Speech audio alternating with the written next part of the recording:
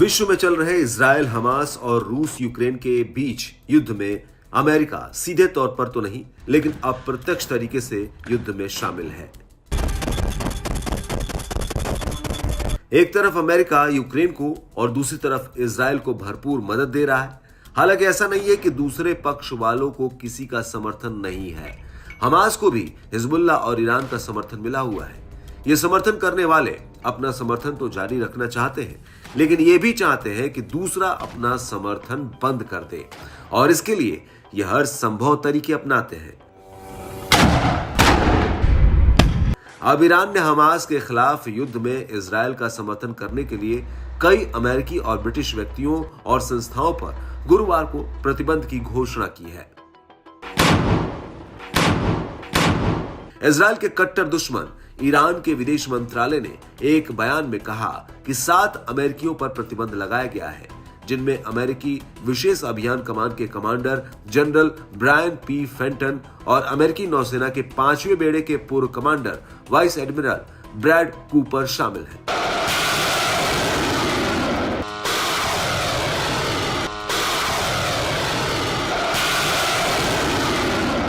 प्रतिबंधित किए गए ब्रिटिश अधिकारियों की बात करें तो उनमें रक्षा राज्य सचिव grant sharps, British army strategic command के कमांडर जेम्स होकिनहॉल और रेड सी में यूके रॉयल नेवी शामिल है। बात करें प्रतिबंधित की गई अमेरिकी कंपनियों की तो उनमें लॉकहीड मार्टिन और शेवरॉन का नाम आता है। इनके अलावा एल्बिट सिस्टम्स, पार्कर मैगिट और राफेल यूके जैसे ब्रिटिश कंपनियों के खिलाफ भी दंड की घोषणा की गई है। मंत्रालय ने कहा कि प्रतिबंधों में ईरानी वित्तीय और बैंकिंग सिस्टम में खातों और लेन देन पर रोक लगाना, ईरान के अधिकार क्षेत्र के भीतर संपत्तियों को अवरुद्ध करना और साथ ही वीजा जारी करने और ईरानी क्षेत्र में प्रवेश पर प्रतिबंध शामिल है। ये देश अपनी रणनीति और कूटनीति के तहत एक दूसरे का समर्थन करे या ना करे, एक दूसरे पर तरह तरह के प्रतिबंध लगाए या ना लगाए, लेकिन इन युद्धों ने आम नागरिकों का बड़ा नुकसान किया है, जो अभी भी जारी है।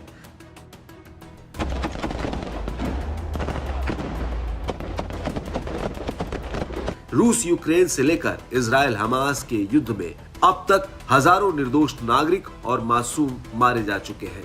अकेले इजरायली हमलों में अब तक गाजा में कम से कम 34,568 लोग मारे गए हैं, जिनमें ज्यादातर महिलाएं और बच्चे हैं।